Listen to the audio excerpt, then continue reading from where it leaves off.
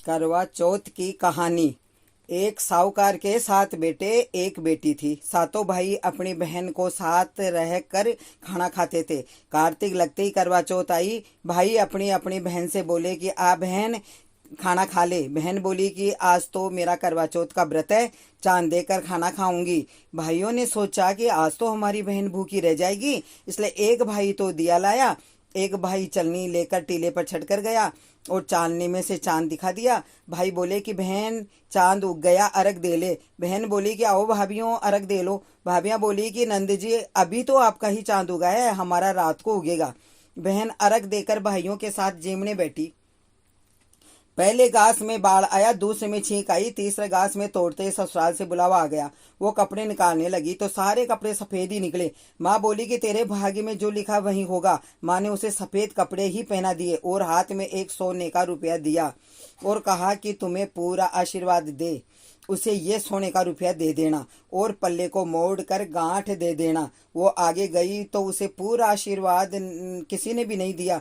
एक छोटी सी नंद पालने में सो रही थी। वो बोली कि सीढ़ी हो, सपूती हो, 7 पुतों की माँ और थारा अमर सुहाग हो। उसने सोने का रुपया नंद को देकर पल्ले की गांठ बांध ली। घर में गई तो रोना कूटना लगा था। उसका पति मर चुका था। वो बोली कि मैं अपने पति को जलाने नहीं दूंगी, मैं भी इसके साथ जंगल में रहूंगी। नंद रोज उसको जंगल में ही खाना दे आती। अब गाजती घोड़ती माई चौथ आई, करवा ले 7 बहनों की प्यारी, करवा ले दिन में चांद उगावनी, करवा ले भूखी तिसाई, करवा ले।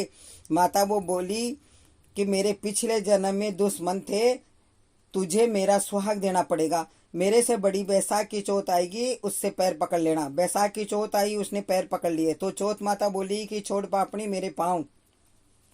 वो बोली कि माता वो मेरे भाई नहीं थे, पिछले जन्म के बैरी दुश्मन थे, आपको तो मेरे को सुहाग देना ही पड़ेगा।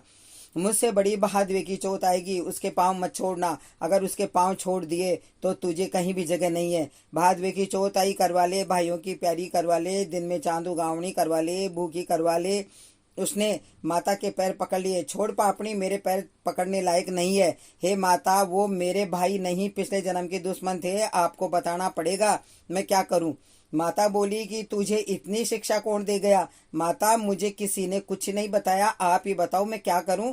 तब माता बोली कि मेरे से बड़ी करवा चौथ आएगी, उसके पाँव मत छोड़ना, वो मांगे वो सब सामान मंगा लेना, बेस और सारे सुहाग का सामान मंगा लेना। दूसरे दिन नंद रोटी देने आई तो वो बोली कि नंद जी काजल, मेहंदी, बिंदी, रोड़ी मोड़ी सारा सुहाग का सामान लाना और बेस भी लाना। नंद ने एक एक करके सारा सामान ला दिया। कार्तिक करवा चौथ आई, करवा ले दिन में चांद उगावनी, करवा ले भूखी, करवा ले। माता वे मेरी पिछले जन्म के दुश्मन थे, और ये कहकर उसने माता के पैर पकड़ लिए। छोड़ पापड़ी मेरे पाँव, तू मेरे पाँव पकड़ने लायक नहीं है। माता आपको मेरे को सुहाग देना ही पड़ेगा। तेरे पास जंगल में सुहाग की क्या चीज है। वो बोली कि माता आप मांगो वो सभी है। माता बोली कि रोड़ी मोड़ी, सेटली, गठेली, पतासा, गेहूं, करवा, जलेबी, उसने सभी चीजें निकाल के दे दी। माता बोली कि तुझे ज्ञान कहाँ से आया। हे माता मुझे जंगल में ये ज्ञान कौन देगा, मुझे तो सारा ज्ञान आपने ही दिया है। माता ने सारी सुहाग की चीजें को घोल कर छींटा दे दिया और वो अकड़ कर बैठ गया। और जाते हुए माता ने झोपड़ी के लात मारी तो महल मंदिर हो गए। सुबह नंद खाना देने आई तो वो बोली कि भाभी मेरे भाई, वो बोली कि मेरे भाई भाभी कहाँ गए। भाभी ने ऊपर से आवाज लगाई, अपने नंद जी को आओ, हम तो यहाँ बैठे हैं। नंद ने पूछा कि भाभी ये सब कैसे हुआ। भाभी बोली कि रात में चौथ माता आई थी, वो ही ये कर गई है। जाओ नंद माता जी से बोलो कि पुरानी चौथ को उजलाओ और नई चौथ घड़ाओ और हमें गीत गाते हुए ले आओ। नंद माँ को जाकर बोली कि माँ भाभी ने तो भाई को जिंदा कर दिया है, और भाभी बोलती है कि उनको गीत गाते हुए ले चलो। सासू गीत गाती हुई बहू को लेने गई। बहू सासू के पैरों में पड़ी, सासू बहू के पैरों में पड़ी और दोनों ने एक दूसरे को कहने लगी कि आपके भाग्य से ही ये सही हुआ है। सासू बोली कि बहू घर चलो, और चौथ माता का उद्यापन करके सास बहू बेटे को लेकर आ गई और सारी नगरी में कहलवा दिया कि पति की पत्नी बेटे की माँ 12 महीने की 13 है, नहीं तो 4, 2 तो हर कोई करना, जिसके कोई नहीं हो वो अपने दीदे गोड़े ही करना। जैसे माता ने साहूकार की बेटी को सुहाग दिया, वैसे माता सबको दे, कहते सुनते उकारा बढ़ते न हमारे सब परिवार को दो। गणेश जी की कहानी। एक छोटा छोरा अपने घर से खेलने गया।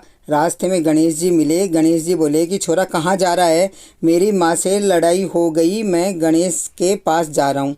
तो जाते जाते जंगल में चले गए। गणेश जी ने सोचा कि ये तो मेरे नाम से जा रहा है, इसे कुछ हो गया तो अपना नाम खराब हो जाएगा। गणेश जी बालक के रूप में घर गए। गणेश जी बोले कि छोरा कहाँ जा रहा है? विधायक जी से मिलने जा रहा हूँ। गणेश जी बोले कि मैं ही विधायक हूँ, मैं तो नहीं मानूँ कि तुम विधायक हो, कुछ भी मांग ले। मैं क्या मांगूँ? तू मांगे जो ही मांग ले, पर एक बार ही मांग लेना।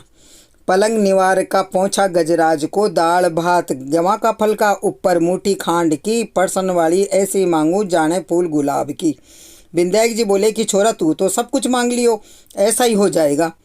छोरा घर पर आया, देखा तो एक छोटी सी बीननी पलंग पर बैठी है और घर में बहुत धन हो गया। लड़का अपनी माँ को बोला कि माँ, विधायक जी ने कितना दिया। माँ खूब खुश हुई और बोली कि विधायक जी जैसे मेरे लड़के को धन दिया, ये कहने वाले को, सुनने वाले को और अपने सारे परिवार को धन देना।